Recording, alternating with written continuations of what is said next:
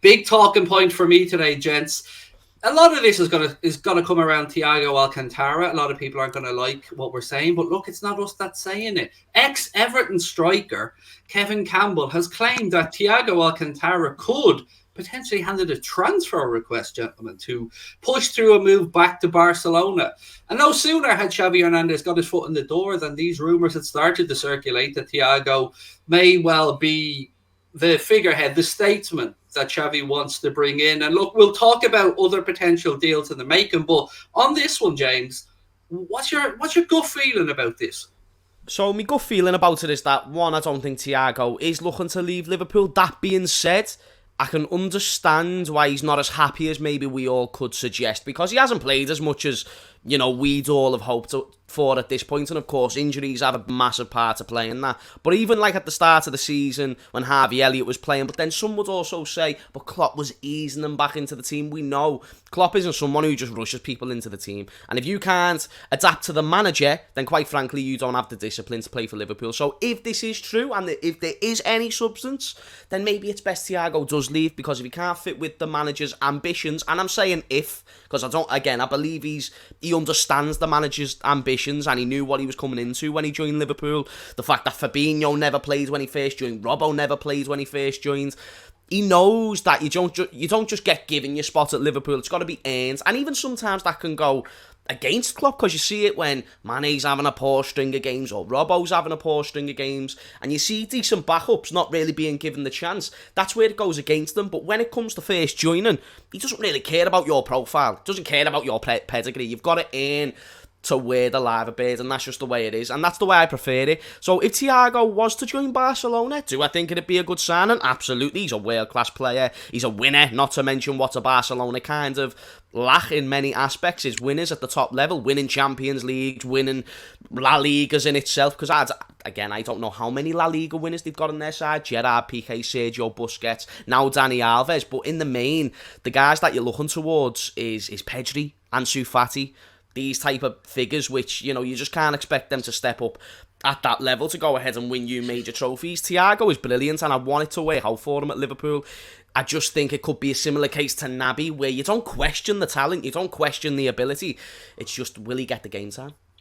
Yeah, I mean, Paddy, the actual quote from Kevin Campbell was, obviously Barca is his club. If the legend of Xavi wants you back to be his dictator, it's hard to turn down. I could see him handing in a transfer request if a concrete move is made. Now, look, it's not out of the realms of possibility, Paddy, the other former Everton players trying to stir a little bit of shit here. Do you know what I mean? Yeah. No, listen, I think this is just I think Kevin Campbell obviously has a bit of a job at the Echo, so he thinks, what I read an article about today, he's seen Xavi getting Dani Alves back and was like, let's just put two and two together here and make this up. Let me pull it straight out of my arse.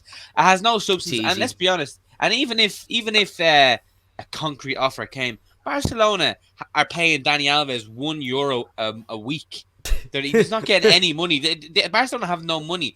So Thiago is still in his prime, so he's not going to leave to go and play for buttons, you know what I mean?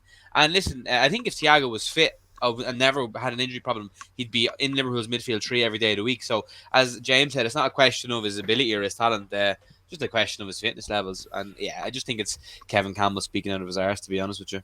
It's a great point, Paddy, dead quick, that's a great point, because he's not going to get the money that you'd want at this stage of your career. You want to set yourself up financially stable for once you finish football, and also he's not guaranteed to win trophies, therefore why would he move, even though it's his boyhood club? Yeah, maybe like 10 years. Up the flagpole, gents, and see if anyone salutes. So there's another article doing the rounds today that, again, backs up that Thiago is wanted by Xavi, but this article suggests that Liverpool could use Thiago as a make-weight in a move for Frenkie De Jong. Now, Frenkie De Jong signed for Barca, I think for around 60 million quid. But here's the big sticking point for me in this, gentlemen. Look, we, of course, will talk about Thiago and not wanting to lose him, but £354,000 a week in wages, Paddy, is that's what Frenkie De Jong is believed to be on now. So, you can see how Barca are in a world of pain financially, but he'd have to take a wage cut. There'd be no doubt about that. We ain't paying him that much money. Unless he wants to skim off about 154, that 354, there's no chance. Now, don't get me wrong, he's a great player. But then again, I'd rather Thiago over De Jong every day of the week, but then you have to think of the fitness and the availability. So do you want a Thiago that plays a couple of games every second few months, or do you want a De Jong that would come in? But I think it's I thought on that sort of money, it's not happening. But then again, Barca, if they could get rid of De Jong, they'd be able to free up a lot of much needed funds. So it would make sense to offload him, but I don't see De Jong willing to leave on a contract like that.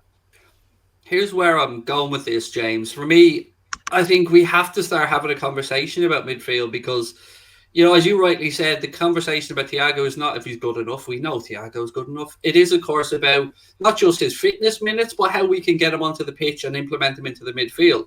I think we can make a similar observation around Alex Oxlade-Chamberlain. He has been fit for, I think, 50 Liverpool games at this point, but nobody, you, me, Paddy, Klopp, nobody knows what his best position is. And then you look at James Milner. Again, very, very, very good player, but getting on towards the end of this season is at the right time. So I think something has to give in midfield, mate. And I don't know who it is or what the answer is, but if we did lose Thiago, you're going to need some top tier player to come in. Someone like Frenkie De Jong, ideally. And it does make sense. Do you know what I mean? It makes a lot of sense. You know, the $350 a week doesn't, but if you can pay him $200 to $250, I'm sure that should be able to work in Liverpool's budget. If you want to be the best team in the world, you want to attract the best players, now we're in a world where you're just going to have to pay a sum around 250 grand a week for that calibre of player. I do believe Frenkie De Jong would be an amazing fit for Liverpool, by the way. I do believe he's actually got a lot of qualities that Thiago possesses. He's a lot younger, not to mention he's more reliable in terms of how often he's there. Yeah. I just think, you know, if I could have it my way, I would probably take De Jong over Thiago. That being said, it's a very unrealistic move. Therefore, I want it to work for Thiago. We've tried with Oxlade-Chamberlain. We don't know what his best position is, but where does he play and where does he want to play midfield? Not that he's not good enough there. Again, he's got ability. It's just, is he to be a part of the best three? And one thing I've noticed with Oxlade-Chamberlain is that he doesn't get the consistent run of game, or he needs a consistent run of games to be able to be a part of that front three. You said he's been fit for 50 games. How many of those has he played? And when he goes back into the team, how many games would he play until he gets injured again? Again, it's not reliable. Let's not forget, we bought Oxlade-Chamberlain for £40 million. Thiago was 20. As an asset, as a value, you've got to look at that and you've got to think to yourself, we should have maybe sold Oxlade-Chamberlain in the summer, or we should have tried, because his value's only going to keep going down and down and down. Whereas Thiago, on the other hand, even if we do lose money on Thiago one day, say if he goes for free, 20 million's better than 40. And the be-all and end-all is, I think Thiago's a better player than Oxlade-Chamberlain. I believe even without a consistent run of games, Thiago can do well in a Liverpool shirt. And even though Oxlade-Chamberlain can as well, I think Thiago's harder to replace the talent and the skill that he possesses, opposed to Oxlade-Chamberlain, who brings the engine, he brings the energy. You know, he has a good long-range shot as well, but there is plenty of those type of players. So that's the conclusion that I'd make there. But one thing I will absolutely agree with you, Craig, is that we do seem to overstep the line with how long these players stay in the team. We never tend to sell them at the right time. There's very few cases where we've done that. First, Paddy, with the Frenkie De Jong thing, I mean, this is the type of behaviour that got Barcelona in trouble in the first place, replacing good younger players with over the hill players, dare I say. Like, what would be the point in getting rid of Frenkie De Jong to bring in Thiago? It's short-term thinking. They brought back Dani Alves, and I have to say, I nearly fell around the floor laughing with the hype, the shite that they tried to spin on the Dani Alves move. Yes, look, no denying the man. I think he's the most decorated footballer currently playing his trade in the world. But he's 38 years of age and he's shite now. Let's be quite frank about it. He's shite. He's brilliant back in the day, one of the greatest ever. But he's 38 years of age, mate. And, you know, his contract was torn up by mutual consent over in Brazil, and now he finds his way back to Barcelona. So on that one, I think, look, it's easy to see why Barca are in trouble.